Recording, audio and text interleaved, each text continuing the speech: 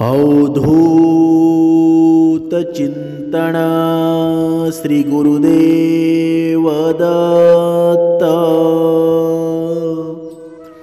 जय जय रघुवीर समर्थ। सुंदर सकाळच्या वातावरणामध्ये सर्व मायबाप श्रोत्यांचं स्वागत आहे। सद्गुरू चरणांना नतमस्तक होऊन आपण या निरूपणास सुरुवात करूया। समर्थांनी सांगितलेलं आहे की म्हातारपणामध्ये जर तुम्हाला सुखी राहायचं असेल ना, तर ही 2 कामं आत्ताच सोडून द्या। बघा, आपण पाहतो आहोत, बघा हे मुख्य स्वरूपामध्ये जीवनामध्ये या जीवनाच्या 3 अवस्था आहेत। म्हणजेच बघा, पहिली अवस्था म्हणजे बालपण, दुसरी अवस्था म्हणजे तरुणपण आणि तिसरी अवस्था म्हणजे म्हातारपण। बघा, असं म्हणतात की तरुणाईचा माज करू नकोस, कारण म्हातारपण आणि मृत्यू सर्वांनाच येत असतो। आणि म्हातारपण आणि मृत्यू हे एक जीवनाचं सत्यच आहे ना। बघा, जेव्हा मूल जन्माला येतो तेव्हा बघा त्याचा मृत्यूसुद्धा ठरलेला असतो, पण आपलं कर्म असतात, तो कर्म कसे आपण करतो त्यावर सुद्धा आपला मृत्यू असतो ना। बघा, हे एक सत्य आहे, याला कोणीही नाकारू शकत नाही। बघा, म्हातारपण सुद्धा सर्वांच्याच नशिबी नसतं। खूपच भाग्यशाली लोक असतात ज्यांना म्हातारपण येत असतं, आणि जे लोक म्हातारपणामध्ये सुद्धा आनंदी आणि सुखी असतात ना, असे लोक आणखी जास्त भाग्यवान असतात। बघा, म्हातारपणाची ही एक अवस्था आहे आणि ज्यामध्ये खूप सारं परिवर्तन दिसून येत असतं। बघा, काही लोक असतात आधीपासूनच प्लॅनिंग करून चालत असतात। अशा लोकांना म्हातारपणामध्ये कोणत्याही प्रकारचे त्रास सहन करावे लागत नाही।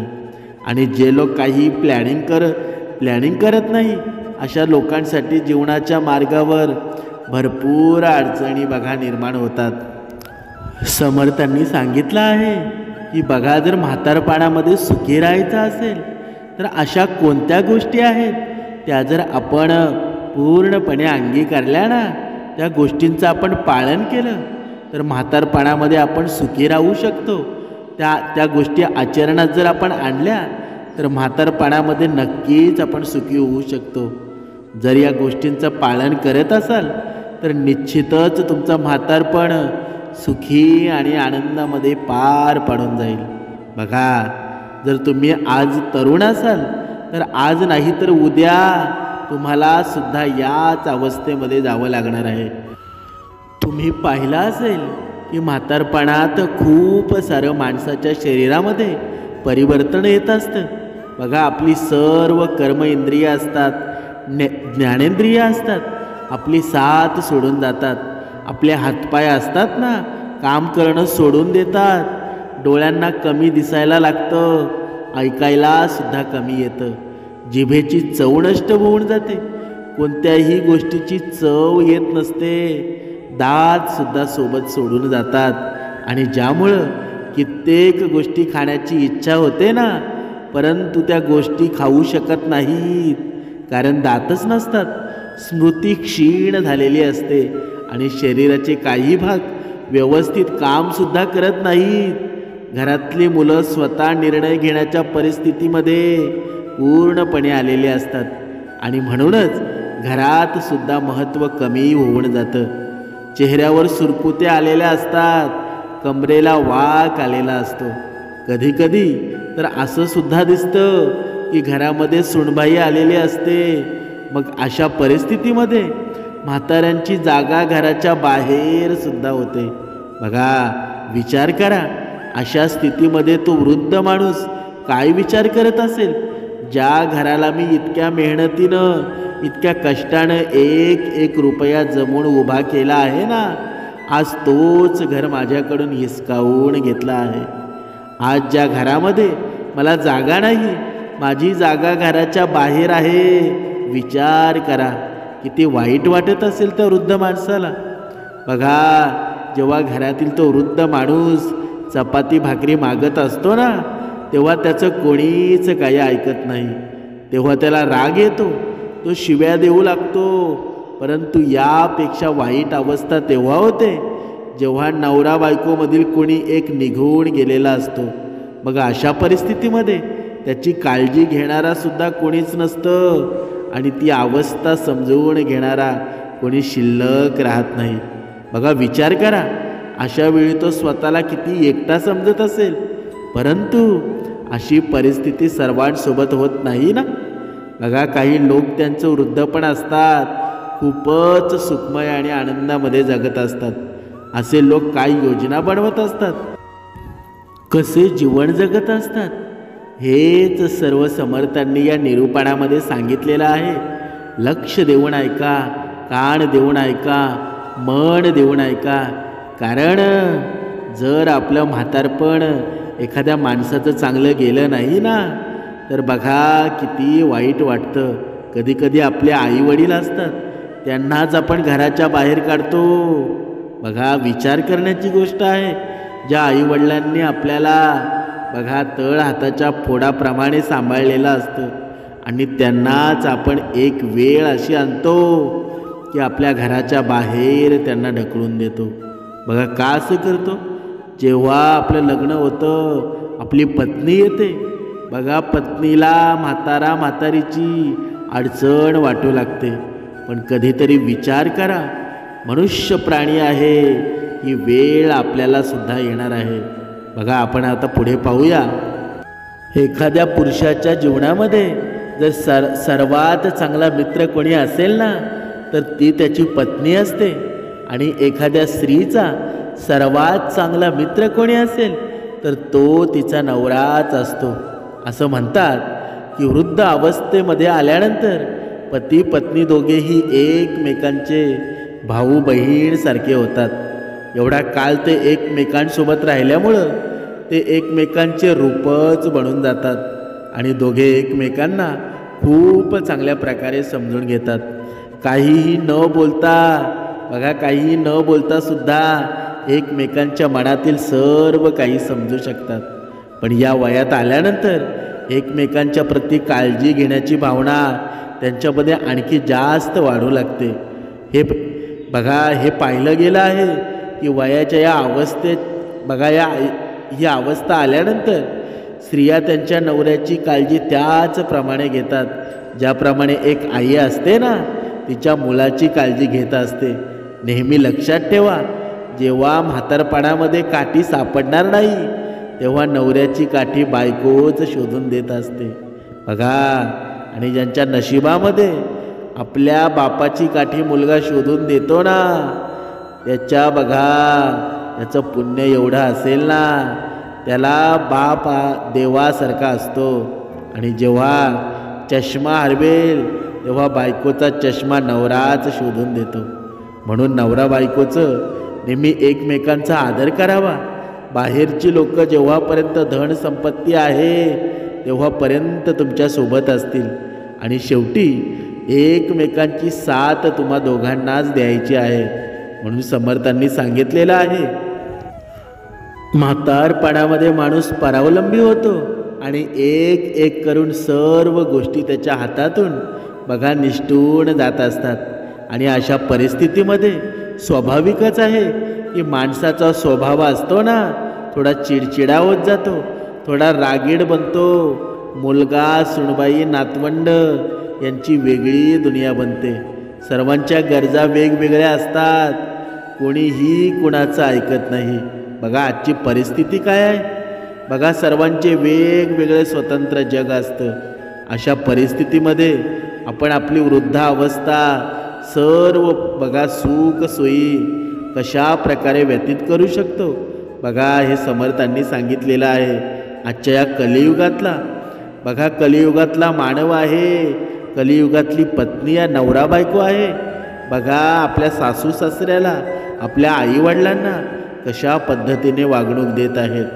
बघा, नवीन नवीन जेव्हा लग्न होतं तेव्हा त्यांना सासू सासऱ्याची, आपल्या आईवडिलाची घाण वाटू लागते. पण समर्थांनी सांगितलेलं आहे की तुझ्या वाट्याला सुद्धा हे म्हातारपण येणार आहे. मग तेव्हा तुझी मुलं जे पाहतात ना, तू त्या आईवडिलांना कसं कसं वागणूक देतो त्याच पद्धतीने तुला वागणूक भेटणार आहे. म्हणून बघा समर्थ सांगत आहेत. बघा आत्ता आपण एका उदाहरणाद्वारे हे स्पष्ट करूया. बघा असाच एक गृहस्थ होता आणि खूपच चिडचिडा स्वभावाचा होता, खूपच रागीट स्वभावाचा होता आणि छोट्या छोट्या गोष्टीवरून राग करणारा होता. त्याची बायको त्याला नेहमी समजवायची की या वयामध्ये इतका राग योग्य नाही. बघा आपण कधी कधी बघतो माणूस जसा म्हातारा होतो ना तसा त्याचा राग एवढा वाढत जातो ना की तो कुणाचं ऐकायला बघत नाही. पण ज्या मुलांना समजतं ना बघा ते म्हाताऱ्याकडे लक्ष देत नाही. ते बायकोला सांगतात म्हातारा किती जरी काही बोलला ना त्याच्याकडे लक्ष देऊ नको, कारण त्याचं वय झालं आहे. पण हे सर्व मुलांना समजतं का? बघा विचार करा, विचार करण्यासारखी गोष्ट आहे. बघा तो रागीट स्वभावाचा असतो आणि त्याची बायको त्याला नेहमी समजवायची की या वयामध्ये इतका राग योग्य नाही, परंतु तो ऐकतच नसे. जेवणामध्ये थोडं तिखट जरी जास्त झालं ना तरी तो जेवण फेकून द्यायचा. थोडं मीठ जरी जास्त झालं तरीसुद्धा जेवण फेकून देत असे. खूप राग त्याला येत असे आणि त्याच्या या व्यवहारानं पूर्ण घर हैराण होऊन गेलं होतं. पूर्ण घरामध्ये नेहमी क्लेश आणि भांडणाचं वातावरण निर्माण झालेलं असायचं. रोजच्या बघा रोज रोज याच गोष्टीवरून भांडण असायचं. बघा त्या घरातील सर्व लोक होते ना एका साधूचे भक्त होते आणि ते या साधूचं प्रवचन ऐकण्यासाठी सर्वजण रोज जात असत. कोणीतरी त्यांना सांगितलं की तुमच्या वडिलांना सुद्धा प्रवचन ऐकण्यासाठी घेऊन जा. होऊ शकतं की त्यांचं बोलणं ऐकल्यानंतर त्यांच्या व्यवहारामध्ये त्यांच्या वागणुकीमध्ये चांगला बदल दिसून येईल. बघा घरवाल्यांना सुद्धा पटलं की आपल्या वडिलांना बघा साधूंकडे घेऊन जावं आणि त्यांना सर्व काही समजावून सांगितलं. बघा तर नक्कीच काहीतरी मार्गसुद्धा निघेल आणि रोजच्या भांडणांपासून सुटकासुद्धा मिळेल. बघा घरातील क्लेश शांत होईल. अशा प्रकारे सर्व एके दिवशी त्या वृद्ध वडिलांना तयार करून घरातील सर्व लोक बघा त्या साधूंकडे बघा त्या साधूंच्या जवळ गेले. असं म्हणतात की संतांना बघा सर्व येण्याच्या अगोदरच समजलेलं असतं आणि तेव्हा त्या साधूंकडे बघा ते सर्व लोक जातात आणि त्यांना पाहतच बघा त्यांच्या लक्षात येतं की यांच्या घरामध्ये अशांतता आहे आणि घरात शांततेच्या शोधासाठी हे आपल्याजवळ आले आहेत. आणि त्यांनी हे सुद्धा जाणलं होतं की घरामध्ये अशांतीचे कारण काय आहे. जेव्हा ते वृद्ध वडील आणि घरातील लोक बघा त्या साधूंकडे जवळ पोचले तेव्हा दुपारची वेळ होती. सर्वजण बघा त्या साधूंजवळ गेले आणि त्यांना प्रणाम केला. ते त्यांच्यासमोर बसले आणि त्यांच्या झोपडीमध्ये बसून काहीतरी लिहत होते. तेव्हा तिथे त्या साधूंचा शिष्य होता. त्या शिष्याला साधूंनी हाक मारली आणि त्याला सांगितलं की एक दिवा लावून आण, काहीतरी शोधायचं आहे. बघा त्या साधूंनी जेव्हा दिवा मागितला तेव्हा समोर बसलेल्या त्या सर्वांना खूप जास्त आश्चर्य वाटलं. त्यांनी विचार केला की दुपारची वेळ आहे, एवढा ऊन पडला आहे, मग अशा वेळी यांना दिवा घेऊन काय शोधायचं आहे. तेव्हा ते वृद्ध वडील विचार करू लागले, हे महात्मा खरंच मूर्ख आहेस का तू? कारण बाहेर सूर्याचा एवढा प्रखर प्रकाश पडला आहे आणि अशा प्रकाशामध्ये माणूस दिवा मागत आहे. हा तर वेगळाच प्रकारचा माणूस आहे. तो वृद्ध माणूस मनातल्या मनामध्ये असा विचार करत होता. बघा इतक्यातच बघा त्या साधूचा शिष्य बघा हातात दिवा घेऊन तिथे हजर झाला आणि त्यांनी गुपचूप बघा त्या साधूंकडे बघा दिवा दिला आणि तिथून निघून गेला. तेव्हा ते वृद्ध वडील विचार करू लागले, बघा हा शिष्यसुद्धा वेगळाच आहे. बघा त्याने सुद्धा विचारलं नाही की तुम्हाला वेड लागला आहे का? भर दिवसा इतक्या उन्हाचा तुम्ही दिवा का मागत आहात? बघा ते वृद्ध वडील खूप जास्त हैराण झाले होते. तेव्हा विचार करू लागले, हे मी कुठे आलो आहे? सर्वजण इथे वेडेच दिसत आहेत. हे महात्मा खूप मोठे वेडे आहेत. हे महात्मा तर मला वेडेच वाटत आहेत. सर्वात मोठा वेडा तर तो त्यांचा शिष्य आहे. आणि हे वेडे माझ्या घरात शांतता काय आणतील आणि हे माझ्या घरातील क्लेश काय संपवतील. त्या वृद्ध वडिलांच्या मनामध्ये असे वेगवेगळे प्रश्न निर्माण झाले, परंतु काहीच म्हणाले नाही. ते शांतपणे तिथे बसूनच राहिले. बघा, त्या साधूंनी त्या वृद्ध वडिलांच्या मनातील एक गोष्ट समजली होती. त्यांना समजलं होतं की याला खूप जास्त राग आला आहे आणि हा मनातल्या मनामध्ये मला खूप वाईट साईड बोलत आहे. बघा, त्या साधूंना हे सुद्धा समजलं की या वृद्ध वडिलांना राग यामुळे आला आहे कारण माझा शिष्य बघा एक सुद्धा प्रश्न विचारला नाही. मी दिवा आणण्यास सांगितला आहे, मग या शिष्यानं मला उलट प्रश्न का विचारला नाही, माझ्यासोबत बघा भांडण का केलं नाही. बघा, त्या साधूनं यांना सर्व काही समजवलं होतं, परंतु काहीही न समजल्याचं नाटक करून तो गुपचूप त्यांच्या डायरीमध्ये काहीतरी लिहित होते. त्या वृद्ध वडिलांनी रागाने त्याच्या मुलांना आणि बायकोला म्हटलं, हा वेडा आपल्या जीवनामध्ये शांतता आणणार आहे का. आपण सर्वजण इथून जाऊया. मला एक क्षणसुद्धा इथं थांबायचं नाही. इथून ताबडतोब चला. मला इथे एक क्षणसुद्धा थांबायचं नाही. मला याच्याकडून कोणतंही ज्ञान घ्यायचं नाही. जेव्हा तो वृद्ध वडील असं बघा कुसूरबुसूर करत होता, तेव्हा त्या साधूनं म्हटलं, बघा ते ऐकलं.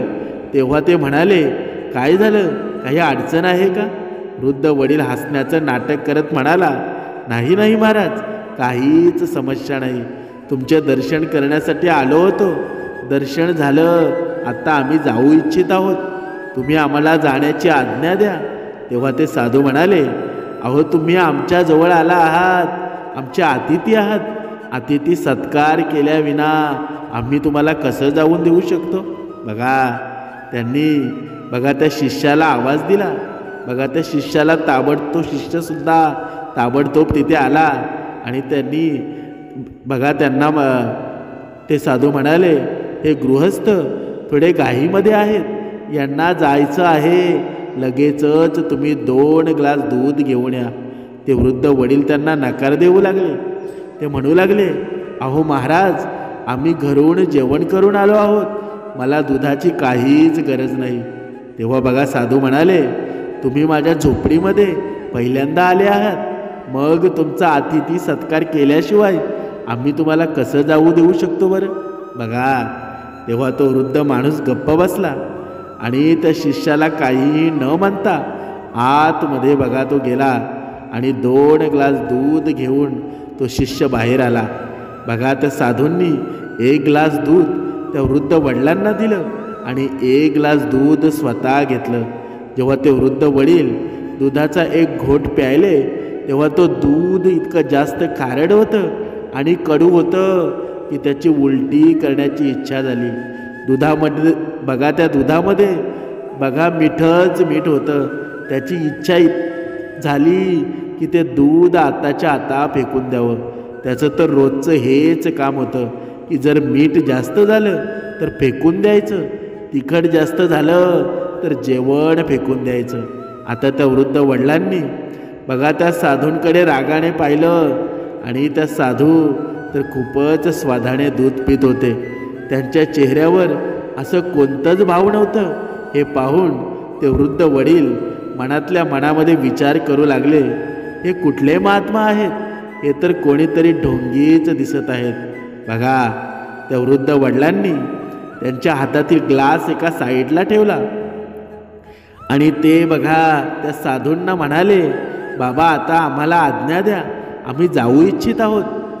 तेव्हा साधू म्हणाले, मला असं वाटत आहे की तुम्ही तुमची अडचण माझ्याजवळ घेऊन आला होतात. तुम्ही तुमच्या येण्याचं कारण तर मला सांगितलंच नाही. तुम्ही असं कसं जाऊ शकता. काही अडचण असेल तर मला सांगा, तुमच्या या अडचणीवर माझ्याकडे उपाय असू शकतो. वृद्ध माणूस म्हणाला, अहो महाराज, सोडून द्या आता, तुम्ही काय त्याच्यावर तोडगा काढणार. आम्ही तर अडचण घेऊनच आलो होतो, परंतु आता चाललो आहोत. आम्ही सर्व काही पाहिलं आहे. आमच्या अडचणींवर तोडगा काढणं तुमच्याने बघा शक्य होणार नाही. तेव्हा साधू म्हणाले, मग सांगण्यात काय त्रास आहे? तुम्ही सांगा तर काय त्रास आहे? होऊ शकतं माझ्याकडे तुमच्या त्या समस्येवर काहीतरी तोडगा असू शकतो. तेव्हा तो वृद्ध माणूस म्हणाला, ठीक आहे, तुम्ही इतकेच म्हणत आहात ना, तर सांगतो मी. परंतु मला असं वाटत नाही की तुमच्याकडे माझ्या समस्येवर काही तोडगा असेल.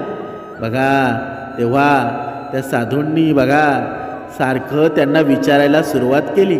तेव्हा तो वृद्ध माणूस म्हणाला, माझ्या घरात कोणीच माझी इज्जत करत नाही. सर्वजण मला बघा हीन दृष्टीने पाहत असतात. कोणीही माझं बोलणं ऐकत नाही. सर्वजण त्यांच्या धुंदीमध्ये मस्त असतात. माझ्या घरामध्ये खूप जास्त क्लेश आणि अशांती आहे.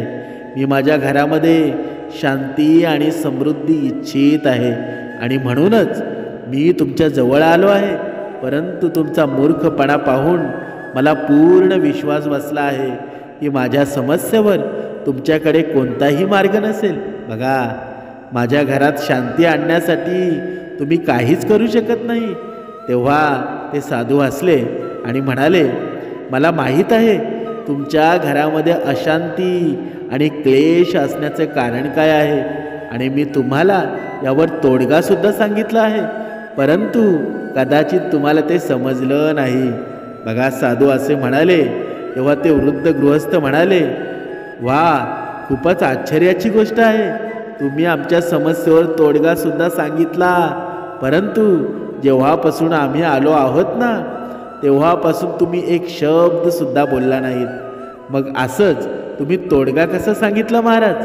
बघा, तेव्हा ते साधू म्हणाले, आठव, जेव्हा तू आला होतास ना, तेव्हा मी तुझ्या समोरच माझ्या शिष्याजवळ दिवा मागितला.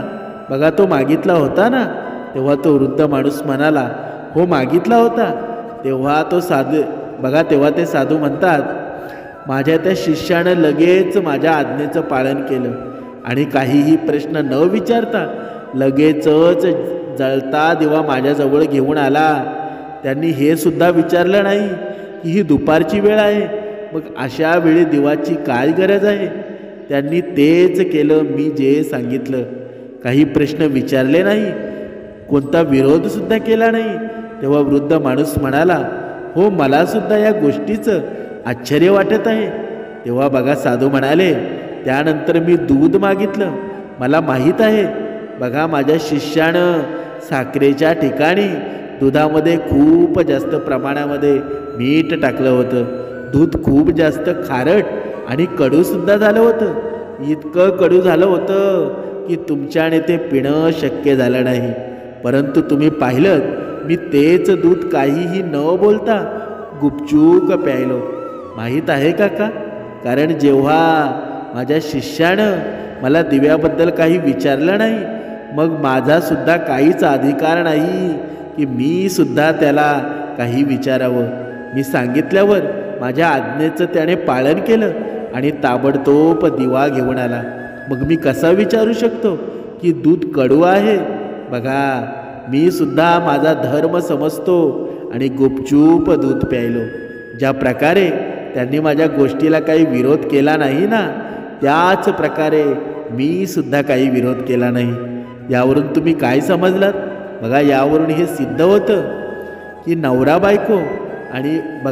आणि बायको दोघांनीही एकमेकांना समजून घ्यायचं असतं, एकमेकांचं बोलणं ऐकायचं असतं, एकमेकांच्या बोलण्याचा सन्मान ठेवायचा असतो.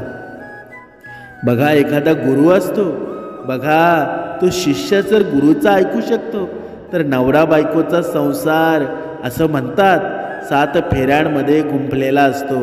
7 जन्माचे वादे त्यांनी घेतलेले असतात. जर गुरुचा शिष्य ऐकू शकतो, तर नवरा बायकोचं नातं एवढं श्रेष्ठ आणि घनिष्ठ आहे, तर एकमेकांचं दोघांनी का बरं ऐकू नये? प्रेमानं आणि विश्वासानं राहायला पाहिजे. मला माहीत आहे तू असं करत नाहीस. बघा, पुढे गुरु म्हणाले, लक्षात ठेव, चूक सर्वांकडून होत असते, आज चुकीनं साखरेच्या जागी दुधामध्ये मीठ पडलं, मग मी ते मीठ असलेलं दूधसुद्धा स्वीकारलं. गुपचूप काही न बोलता ते दूध प्यायलो. तुझ्या घरामध्ये अशांतीचं कारण ना हेच आहे. तू 2 गोष्टींमुळं खूप जास्त त्रासलेला आहेस आणि त्याचमुळं तुझ्या घरामध्ये अशांती आणि क्लेश निर्माण झालेला आहे.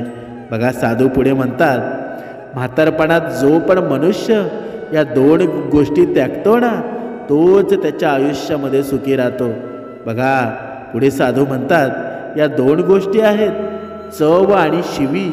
बघा, म्हातारपणात सुखी राहण्यासाठी हे खूप गरजेचं आहे की आपण या 2 गोष्टी सोडून द्याव्या. जर आपण या 2 गोष्टी सोडून देत असू ना, तरच आपल्या घरामध्ये शांती आणि समृद्धी राहत असते आणि तरच तुमचं म्हातारपण सुखाने व्यतीत होऊ शकतं. बघा, आपण हे समजून घ्यायला पाहिजे की घरामध्ये जी स्त्री अन्न शिजवत असते ती खूप मेहनतीनं अन्न बनवत असते, खूप आपुलकीनं आणि प्रेमानं ती सर्वांसाठी अन्न शिजवत असते. गरमी असू दे वा थंडी असू दे, कोणताही ऋतू असू दे, कशीही परिस्थिती असू दे, ती वेळच्या वेळी खूपच प्रेमानं सर्वांसाठी अन्न शिजवतेच ना. सर्वांना प्रेमानं अन्न वाढत असते. मग अशा परिस्थितीमध्ये कधी चुकून जर मीठ जास्त होत असेल, तिखट जास्त होत असेल, मग आपण ते अन्न फेकून द्यावं का? कधीच नाही. आपण हे समजून घ्यायला पाहिजे की ज्या स्त्रीनं, सुनबाईनं, पत्नीनं किंवा तुमच्या मुलीनं ज्या आपुलकीनं, प्रेमानं आणि परिश्रमानं जे शिजवलं आहे ना, तर आपलंसुद्धा हे कर्तव्य आहे की ते अन्न आपण स्वीकारावं. आणि जर चुकून त्या अन्नामध्ये मीठ, तिखट जास्त झाला असेल तरीसुद्धा आपण त्या गोष्टीकडं दुर्लक्ष करायला हवं. आपण ज्या स्त्रीचं कौतुक करायला हवं आणि काहीही न बोलता ते अन्न ग्रहण करायला पाहिजे. जर आपण असं करत असू तर दुसऱ्या दिवशी ती स्त्री अधिक आपुलकीने, प्रेमाने अन्न बनवते. आणि जर आपण अन्न फेकून देत असू ना, तर विचार करा ज्या स्त्रीच्या मनावर त्याचा काय परिणाम होत असेल, तिला कसं वाटत असेल.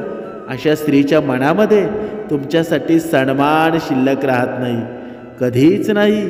तुम्ही जे काही करत आहात त्यामुळे त्या स्त्रीचा आणि त्या अन्नाचा दोघांचाही अपमान होत असतो. आपण अपमान कधीच करू नये. जिथे अन्न आणि स्त्रीचा अपमान होत असतो अशा घरातून लक्ष्मी, समृद्धी, शांती कायमस्वरूपी निघून जाते. म्हणूनच चुकूनसुद्धा असं कधीच करू नये. बघा, त्या साधूंनी बघा, ते साधू पुढे म्हणतात, म्हणूनच आपण या 2 गोष्टी, चव आणि शिवी सोडून द्यावी. जसंही मिळेल ते अन्न देवाचा प्रसाद समजून ग्रहण करावं. मग तुम्हाला म्हातारपणामध्ये कोणतेही कष्ट सहन करावे लागणार नाही. बघा, समर्थांनी पुढे सांगितलेलं आहे, चव आणि शिवी आहे ना, म्हातारपणामध्ये खूप जास्त कष्टदायी होत असतात. आता त्या वृद्ध गृहस्थाला बघा, सर्व बोलणं समजून आलं की त्याच्या घरामध्ये अशांती का आहे आणि त्याने त्याचे दोन्ही हात जोडले आणि त्या बघा साधूंपुढे क्षमा मागू लागला. आणि तो म्हणू लागला, बाबा, मी नकळतपणे तुमच्याबद्दल काय काय विचार केला. मी माझ्या मनामध्ये जे काही चुकीचा विचार केले त्याबद्दल तुम्ही मला मोठ्या मनानं माफ करा. आणि बघा, त्यांना म्हणाले, तुम्ही आज संकल्प घ्या की चव आणि शिवी तुम्ही इथेच सोडून जाल. पुढे बघा, ते गुरु म्हणाले, आणि जर म्हातारपणामध्ये तुम्हाला सुखी राहायचं असेल तर या 2 गोष्टींचा त्याग करा. मी ज्या 3 गोष्टी तुम्हाला सांगत आहे त्या 3 गोष्टी नेहमी तुमच्या सोबत ठेवा. जर तू त्या 3 गोष्टी सोबत ठेवत असशील तर म्हातारपणामध्ये तुला कधीच कोणताही त्रास सहन करावा लागणार नाही. बघा, तो वृद्ध गृहस्थ म्हणाला, मी आजच चव आणि शिवीचा त्याग करत आहे, परंतु त्या 3 गोष्टी कोणत्या आहेत ज्या नेहमी सोबत ठेवायला हव्यात? कृपा करून मला तुम्ही सांगा. बघा, तेव्हा त्या गुरूंनी सांगितलं, ज्याचं जीवन अनुशासित असतं यश त्यांच्या द्वारावर नक्कीच येत असतं. मनुष्याचा जीवनात बघा, हे जीवन आहे ना, तेव्हाच सार्थकी बनत असतो, जेव्हा तो त्यांचं कर्म, जिम्मेदारी यामध्ये संतुलन टिकून ठेवत असतो. आणि म्हातारपण आयुष्याचा तो भाग आहे ज्या भागामध्ये प्रत्येक व्यक्ती सुखपूर्वक आणि शांतीने जीवन व्यतीत करत इच्छितो. मग जीवनाच्या या भागामध्ये म्हातारपणात माणसाने आनंददायी जीवन जगण्यासाठी कोणत्याही गोष्टींची साथ सोडू नये हे समजून घेणं खूप गरजेचं आहे. पहिली गोष्ट, धनाचा सदुपयोग. धन ही एक अशी गोष्ट आहे ना जी आपला आणि परका यामधील फरक खूप चांगल्या प्रकारे समजून सांगते. जेव्हापर्यंत तुमच्याजवळ पैसे आहेत, सर्व नातेवाईकांमध्ये तुमच्याबद्दल विचारपूस होत राहील. परंतु जेव्हा धनाचा अभाव असतो ना, तेव्हा तुमचे सख्खेसुद्धा तुमचे साथ सोडून पळून जातील ना, समजणार सुद्धा नाही. हे दुःख हे जे दुःख असतं ना तेव्हा वाढतं जेव्हा माणूस उतार वयामध्ये असतो. आणि म्हणूनच म्हणतात ना की धनाचा नेहमी सदुपयोग करावा, पैशाची नेहमी बचत करावी. पैशाची जर तुम्ही बचत करत असाल तर म्हातारपणात तुम्हाला कधीच कोणासमोर हात पसरण्याची वेळ येणार नाही. बघा, आता दुसरी गोष्ट, शिस्त आणि शिस्तीनंच आत्मविश्वास निर्माण होत असतो. जे लोक त्यांचे प्रत्येक कार्य वेळेवर करत असतात, त्यांचे जीवन शिस्तीने जगत असतात, त्यांना कधीच कोणावर अवलंबून राहावं लागत नाही. ते त्यांचं प्रत्येक लक्ष्य मिळवतातच. आणि सुरुवातीपासूनच जर व्यक्तीला प्रत्येक काम योग्य वेळेवर आणि योग्य शिस्तीने करण्याची जर सवय असेल ना, तर त्याला म्हातारपणात कोणत्याही गोष्टीचा त्रास कधीच सहन करावा लागत नाही.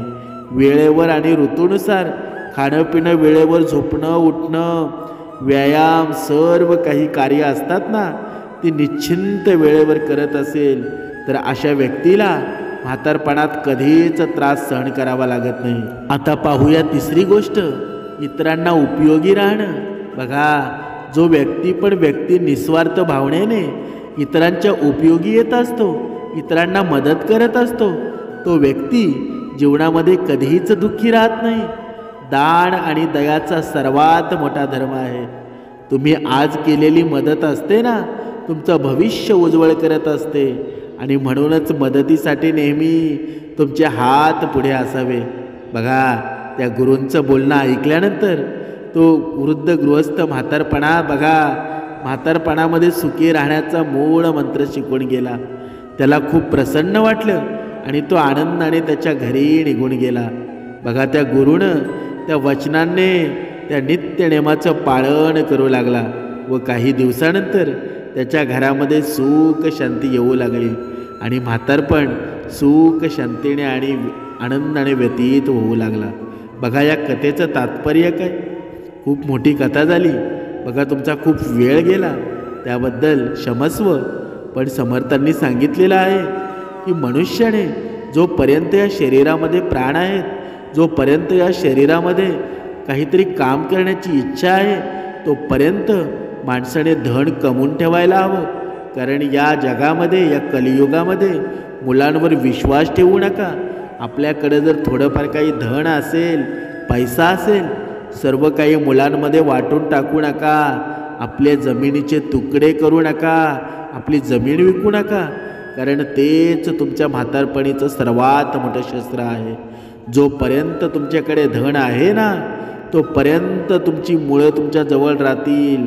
पण जेव्हा तुमच्याकडचं धन साठा कमी व्हायला लागेल ना, तेव्हा तुमची मुलंसुद्धा घरामध्ये ठेवणार नाही. म्हणून प्रत्येक वृद्ध अवस्थेमध्ये आलेल्या माणसाने लक्षात ठेवा, धनाचा साठा करून ठेवणं सर्वात उत्तम मार्ग आहे आनंदी राहण्याचा. समर्थांनी सांगितलं आहे की आपल्या मुलांना भरपूर शिकवा, भरपूर मोठे करा, पण त्यांच्यामध्ये शिक्षणासोबतच सुसंस्कृतपणा यायला हवा. पण तो केव्हा येईल? जेव्हा आपण भक्ती मार्गामध्ये राहू, परमेश्वराचं नाम घेऊ, या वैखरीमध्ये परमेश्वराचं नामस्मरण करू. बघा, आपल्या मुलांनासुद्धा ते करायला सांगू, उपासना करू. तेव्हा आपल्या घरामध्ये आनंद निर्माण होईल, सुख निर्माण होईल. ज्या ज्या घरामध्ये परमेश्वराचं नामस्मरण केलं जातं, ज्या घरातील सर्व मंडळी असतात, सर्व कुटुंब असतो, श्रवणामध्ये असतो, त्यांच्या घरामध्ये सुख आणि समाधान असतं. त्या घरामधील आई वडील असतात ना, ते कधीच वृद्धाश्रमामध्ये जात नाहीत. त्यांना कधीच दुःख सोसावं लागत नाही, कारण हे विचार समर्थांचे असतात.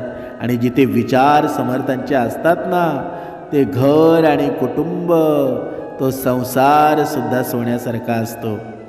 जय जय रघुवीर समर्थ.